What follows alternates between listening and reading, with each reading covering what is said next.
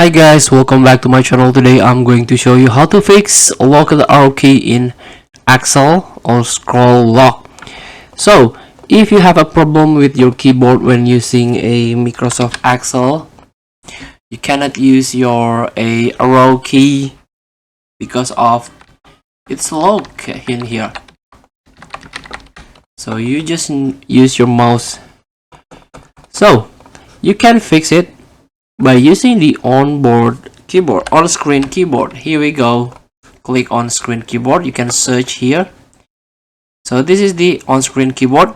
You can click on scroll lock here, and then you can move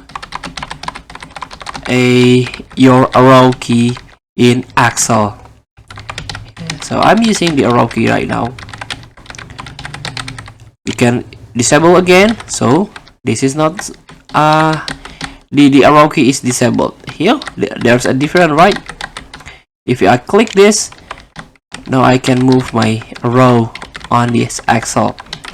Feel free to try. Thank you for watching. Don't forget to comment, like, and subscribe. Also click this button below. See you in the next video.